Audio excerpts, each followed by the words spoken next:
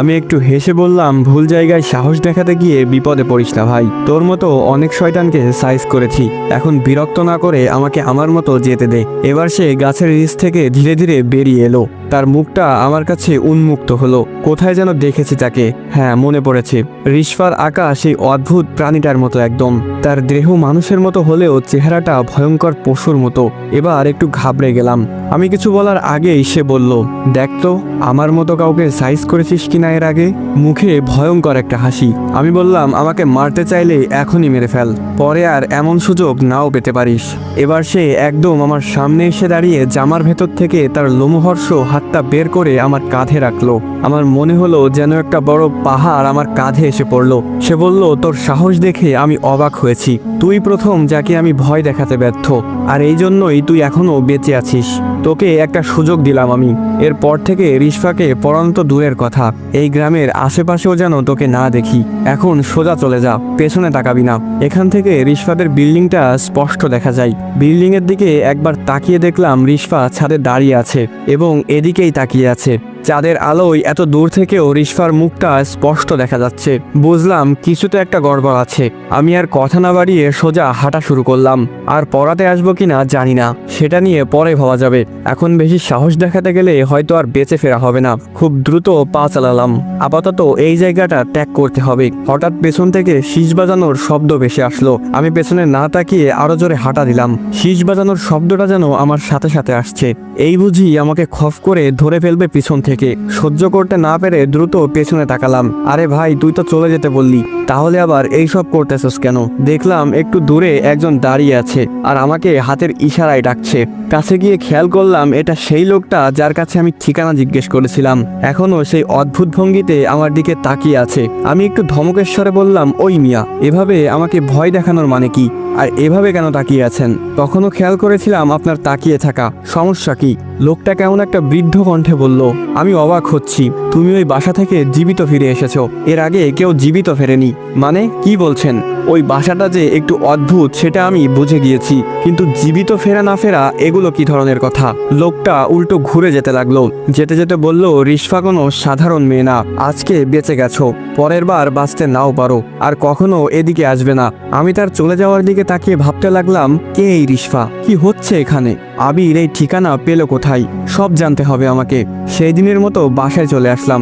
সকাল 10টার দিকে ঘুম থেকে উঠে ফ্রেশ হয়ে আবিরকে কল দিলাম, কিন্তু বারবার ওর ফোন সুইচ অফ বলছে। তাই চিন্তা করলাম আজকে কলেজে যাব না, আবিরের বাসায় চলে গেলাম সোজা। গিয়ে জানতে পারলাম আবির নাকি আজ 3 দিন হলো বাসায় ফেরেনি, ফোনেও পাওয়া যাচ্ছে না ওকে। আবিরের পরিবারটা একটু এলোমেলো, ওর মা বাবার মাঝে সম্পর্ক ভালো না, সবসময় ঝগড়া লেগেই থাকে। তাই আবির যে 2 দিন ধরে ঘরে ফেরেনি সেটা নিয়ে তাদের তেমন মাথা ব্যথা নেই, কিন্তু আমার যে আবিরকে লাগবেই। রিশফা সম্পর্কে জানতে হলে আবিরের কাছ থেকে আগে জানতে হবে ওই ঠিকানা সে পেল কোথায়। সব ফ্রেন্ডের বাসায় খবর নিলাম, কিন্তু কেউ আবিরের কোনো খোঁজ জানে না। তবে এক ফ্রেন্ড বলল 3 দিন আগে আবিরের সাথে তার কথা হয়েছিল। কথায় কথায় আবির জানায় অনেক বড় লোকের একটা মেয়ের টিউশন পেয়েছে সে, মাসে 15,000 টাকা বেতন। তাই বাবার কাছ থেকে ভিক্ষা চাওয়া লাগবে না তার হাত খরচের জন্য। আমি অনেকটা শকড হয়ে গেলাম এটা শুনে। তার মানে আবির আমার আগে রিশফার টিউশনিটা পেয়েছিল, তাহলে সে আমাকে দিয়ে দিল কেন? সবকিছু মাথার উপর দিয়ে যাচ্ছে। আবিরকে না পেলে এসব প্রশ্নের উত্তর পাবো না। সেই দিন বাসায় ফিরতে একটু রাত হয়ে গেল। আমাদের বাসায় যেতে হলে একটা বাঁশের ঝাড় পেরিয়ে যেতে হয়। যখনই আমি বাঁশের ঝাড়টা অতিক্রম করছিলাম তখনই পকেটে থাকা ফোনটা বেজে উঠল। ফোন বের করে দেখলাম আবির কল দিয়েছে। তাড়াতাড়ি করে কলটা রিসিভ করে বললাম, কি রে শালা, কই তুই? আজকে সারাদিন তোরে খুঁজতে খুঁজতে আমার স্যান্ডেলের তলা ক্ষয় করে ফেলেছি। ওপাশ থেকে আবির বলল, পেছনে তাকা একবার। আমি সাথে সাথে পেছনে তাকিয়ে দেখলাম আবির বাঁশঝাড়ের কাছে মূর্তির মতো দাঁড়িয়ে আছে। আমি দৌড়ে গেলাম। আবির হাতের ইশারায় আমাকে ওর সামনে যেতে বাধা দিল। আমি থেমে গিয়ে খেয়াল করলাম ওর মাথাটা দেখা যাচ্ছে না, ঠিক যেমন গতকাল রাতে ওই প্রাণীটার মাথা দেখা যাচ্ছিল না। আমি বললাম, আবির তুই ঠিক আছোস? কই ছিলি এই 3 দিন? আবির বলল, তুই আমাকে দেখোস নাই গতকাল? আমি তো তোকে আয়না থেকে দেখলাম। আমি এখন থেকে ওই আয়নার ভিতরেই থাকবো রে। বাইরের দুনিয়া আমার কাছে ভালো লাগে না। আমি বললাম, এইসব কি বলতেছস তুই, পাগল হয়ে গেলি নাকি? আর তোর মুখ দেখাচ্ছিস না কেন? নতুন বউ নাকি তুই? আবির হেসে দিয়ে বলল, তুই সহ্য করতে পারবি না, আমার এখন যেতে হবে। তোকে যা বলার জন্য আসলাম সেটা হলো, রিশফার ব্যাপারে বেশি কৌতূহল দেখাস না, সেটা তোর জন্য ভালো হবে না। এই বলে আবির চলে যাচ্ছে। আমি চেষ্টা করলাম আবিরের পেছনে যাওয়ার, কিন্তু পাটা যেন নড়ছেই না। আবিরকে অনেকবার ডাকলাম কিন্তু সে শুনলো না, অন্ধকারে মিলিয়ে গেল। এবার আমার পা স্বাভাবিক হলো। আমি তাড়াতাড়ি করে ঘরে চলে আসলাম। ভাবতে লাগলাম, এটা কি সত্যিই আবির ছিল, নাকি আবিরের রূপে অন্য কেউ ছিল? কিছুই মাথায় ঢুকছে না। এভাবে চিন্তায় চিন্তায় কেটে গেল আরো 3 দিন। বুধবার চলে আসলো। আজকে রিশফাকে পড়াতে যাওয়ার ডেট। আমি কি করব সেটাই ভাবছি, যাব নাকি যাব না। আমি মন স্থির করতে পারছি না। অবশেষে ঠিক করলাম আমি যাব, আজ যা হওয়ার হবে। আমিও দেখে নিব কি হয়। মনে সাহস সঞ্চয় করে চলে গেলাম। তখন রাত 10:55। রিশফাদের বিল্ডিং এর সামনে গিয়ে দাঁড়াতেই বড় একটা ফুলের টব ঠিক আমার সামনে এসে ধপাস করে পড়লো। আমি পিছিয়ে গেলাম একটু, অল্পের জন্য আমার মাথায় পড়েনি। ওপরে তাকিয়ে দেখি রিশফা একটা কালো রাগান্বিত দৃষ্টিতে আমার দিকে তাকিয়ে আছে। তার খোলা চুলগুলো বাতাসে উড়ছে।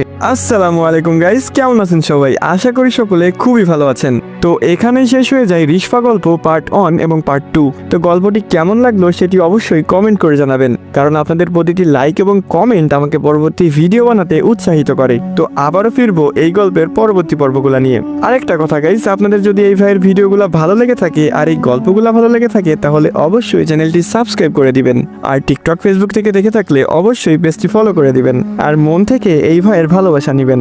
আর গাইস, এই গল্পের পরবর্তী পর্ব পেতে হলে অবশ্যই কিন্তু বেশি বেশি করে কমেন্ট করতে হবে। তো দেখা হচ্ছে এই গল্পের পরবর্তী পর্বে। তো আজকের মতো এই পর্যন্তই। ভালো থাকবেন, সুস্থ থাকবেন। আল্লাহ হাফিজ গাইস।